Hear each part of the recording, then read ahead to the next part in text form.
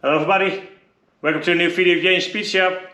Today we get back on the suspension system of this W124, and that is the hydraulic system. So if you're new to the channel, have a look at the right corner for you. There's my logo, you can click on it, see all the other videos and also the other videos that I did for reviews and test driving, all nice, kind of nice cars.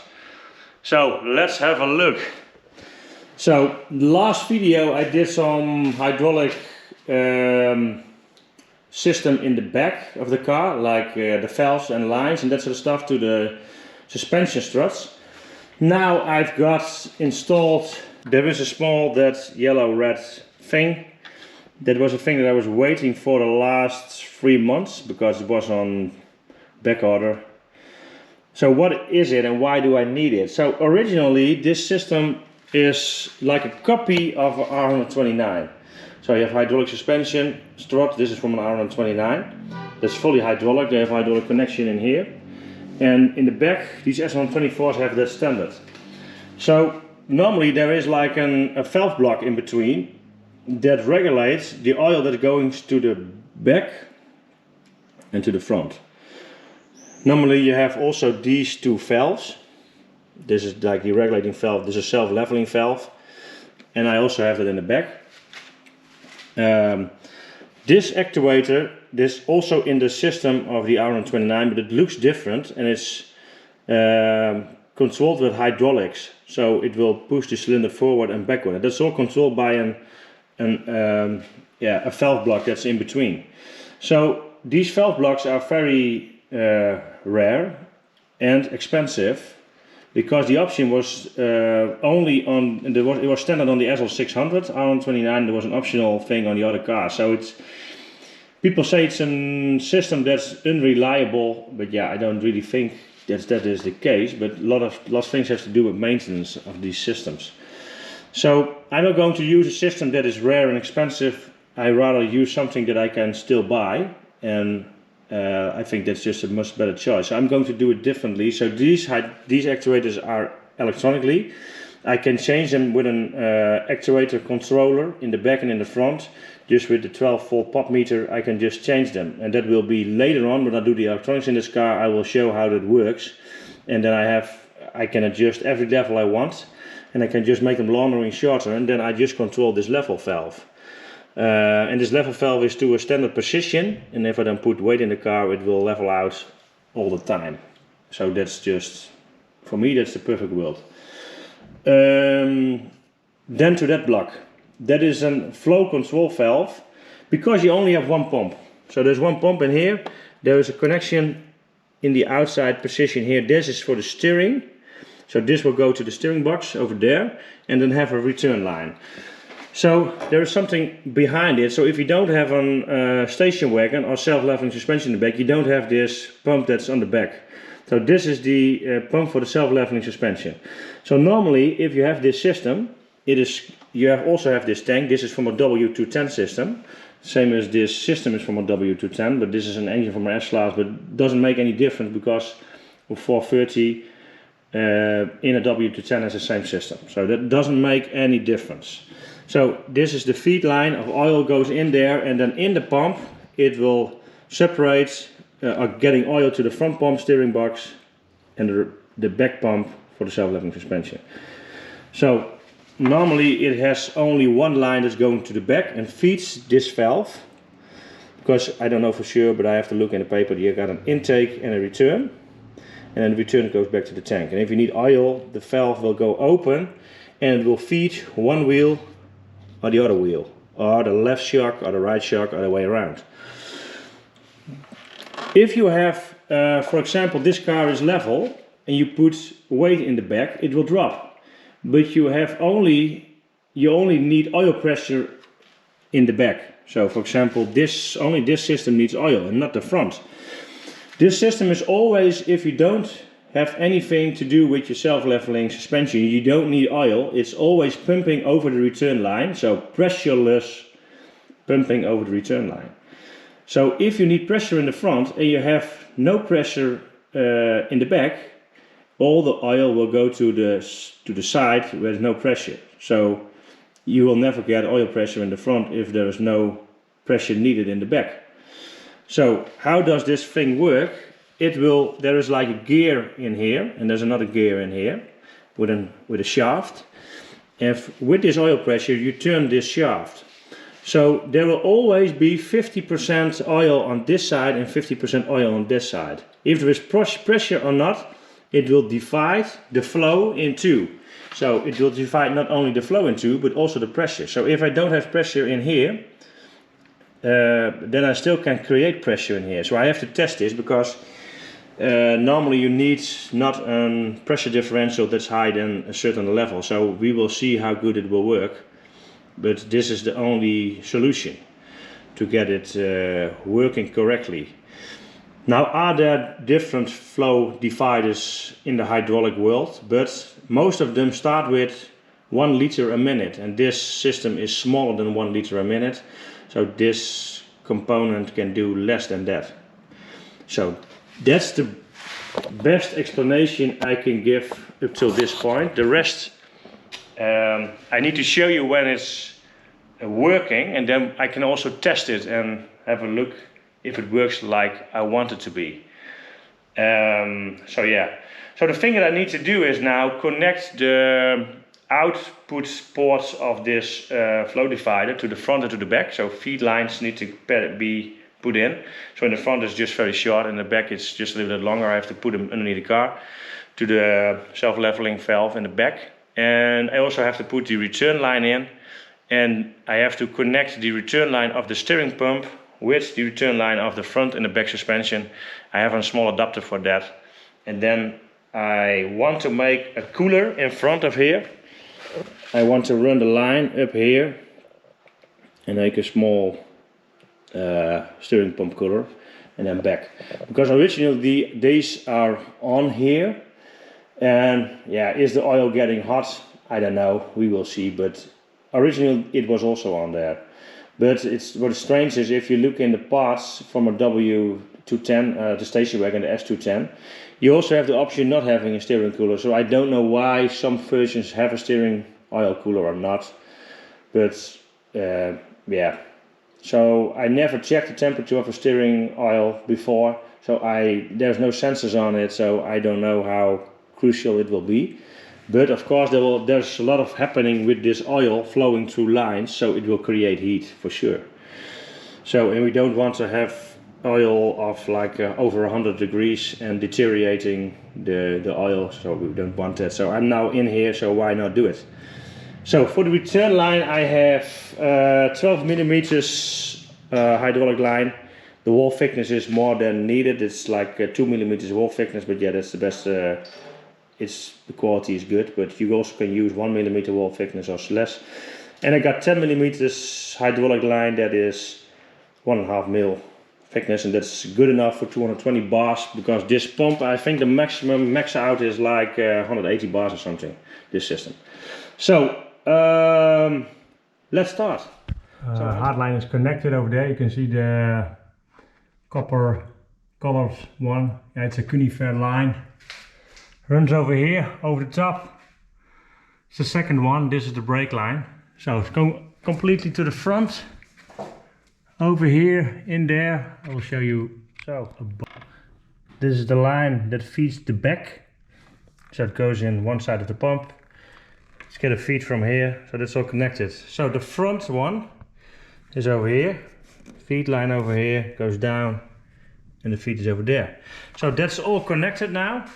So the return needs to be in the return line, fed in the return line of the steering pump. So I'm first going to make a connection for the feed line of the steering pump. So there will be a hose in here, some flexible. It's because the engine can move a little bit, just like this. So there will be a short piece with a banjo connection. This is M16, I think, with a small hose over here somewhere. And I make a hard line, 10 millimeters to the feet. You can maybe just see it. There's a small coupling, I think just above my finger. That's the feet, and I will make there a 10 millimeter hydraulic line with a connection in between, flexible to here. And the return line you cannot see the intake because it's on the left, just underneath the exhaust manifold.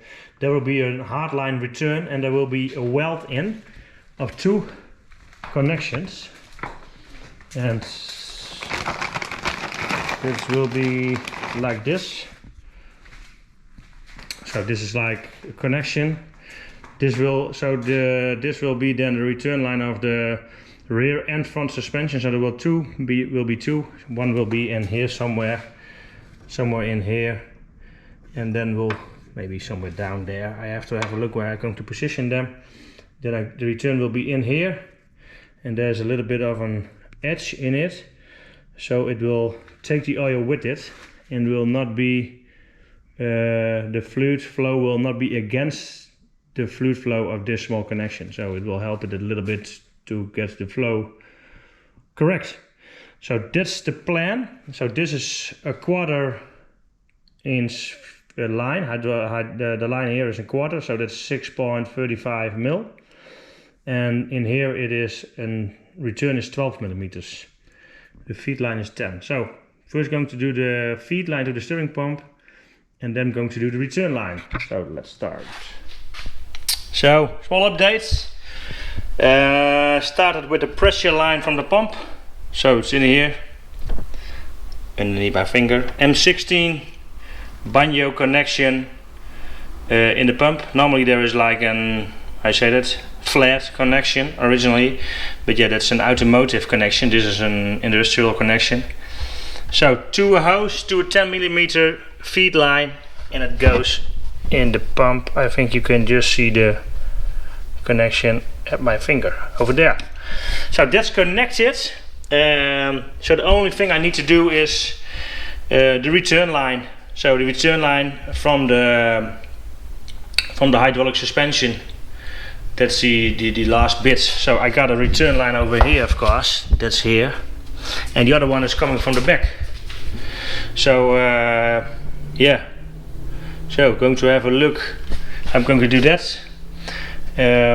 I think I'm going to start with the hardline 12 millimeters on the pump. You cannot see it from down here, but I have to make a connection for the T-piece for the rear, and then the line needs to run underneath here, and then I need to have a connection for this. And then for the steering oil cooler that I want to put here, I will make a connection on here and on the chassis somewhere. Have to have a look, and then the return line can go back to the return. I have a new filter on order. So the new filter is on order for this. So, small dog. Checking everything here. So yeah, going to have a look what I'm going to do with this. So let's start on the return. So, return line from the steering pump up to the front of the car. So this will be the end of somewhere next to the radiator. So there will be an oil cooler in here. It will make more sense when it's in the car, but I want to show these two pieces. So this is the return line from the steering pump. So this is the most flow, and this is the flow that's coming from the hydraulic suspension in the rear, and this is from the front. So it will be mounted in the car like this, somewhere like this. So it will make more sense. So I welded these in and painted them because this is galvanized. So I got all the galvanized layer off it, welded it, and then it needs some coating to protect it. So this is like a pressureless line, so there will not be, of course there is some return pressure, but it's not a lot. I think it's less than 1 bar. So in here there will be a hose connection to the steering oil cooler, and then from the steering oil cooler it will go back to the tank. So I will mount this in the car and we'll show you how it looks. So this is how it looks outside of the car. And so underneath the car, this line you see here, this is the return line. You can see there the connection for the return. So there will be a hardline cunifer going just like this one to that. So that's the return that will go to the back, to the other connection that I have left on the leveling valve over there. So it will go over here. Then you see it. Then you see it over there, here, running. up till that point, and then the self-leveling connection over here will not hit it, so it's a little bit tight, but it works. So on this side there is a small pipe that will be from the steering. It will be some cooler over here. I will make this the next thing that I'm going to do. You see it over here, so it's a little bit in an angle because otherwise the self-leveling valve connection will hit it if the car goes to its lowest position. So it's over there, you see it. So next thing for me is now to I think I'm first going to make the connection for the rear suspension, then connect this pipe to here, so that's a very close one, and then going to make the steering oil cooler. So let's go. So last bits are done on the back suspension. So I got all the 4 lines connected on the leveling valve. Hope you can see it. The inlet on the pressure side, the return side, and left and right. So you can see this bulb is connected. The other one is also connected. So that's it. Lines are in here. I need to make all the supports in between. So all the lines are still, they are supported here, but yeah, they will, when you're going to drive, they will move and that sort of stuff. So I have to put some rubbers on them and support them, because that, look, here is also one support point that I can use, and there are more of them. So I have to check that also. Lines going to the front, upwards, behind the steering box also need to do some supporting over here, so it's all supported and will never hit my steering system. Here is the line is there, is connected, the return line into the return of the steering pump, and there is the other return line into the return line of the steering pump. So the last thing that needs to be done now is from, you can see the pipe over there, that's the outlet of the return pipe. So now I have to make the steering oil cooler and return oil cooler in here, and then there will be a hose to the top of the tank. So steering oil cooler is done. Also 12mm tubing. This is the max amount of back and forth I could go. This will be enough, I think, because originally it also looks like this, but then it's a different kind of tubing, and maybe most of the time it's just a long one and then goes back. So it is now installed. The fitment is pretty good. I think maybe you can see it from over here. See, there is one. Have a look if I can put the lights on it. But there is a connection. Here is the hose. So it fits perfectly because there is some space in between the radiator. You can see there, just above my finger, that's the other clamp. There's a piece of hose. I think I have to put a piece of rubber in between because, yeah, maybe it's going to scratch a little bit. It depends how I'm going to make a bracket. So that's what I need to do. I have to make a bracket here. There's a bolt that I can use. So that's what I'm going to do. Also make a bracket on the top and maybe weld these all together so it will be more rigid in here and over there. I think that's a very good one. So I fitted the headlamp in it. It fits pretty good. It's not really a problem. It will it's free of touching because it's just underneath here, so it will not touch the line in any case. So this is underneath. So I think there is a connection somewhere here. I have to order a new mounting kit for the headlamp. I have to do it because I only have some separates. Yeah, the stuff is always broken when you get them from old headlights. So I just ordered 2 new installment sets for the headlamp, and to install them correctly. That's it then. So the return hose, of course, back to the tank. So I can move it a little bit. I have to put a new O-ring underneath here that make perfect fitment because there's a frame underneath from a W210, like an original frame. It fits pretty good. It's mounted in there. Yeah, the only thing that's not that easy is to remove then the level plug in here, but I think this level plug will not be accurate for my system, because I have an extra system in the back. So this is normally for a system that only has self-leveling suspension in the back and has only power steering on this tank. So if I raise the car, then it will be too low, I think. Or if it's in the correct position and I lower it completely, all the oil will go in here and the level will be too high. So I have to have a look how good it works with this level. But yeah, otherwise I make a new marking on it, what's max.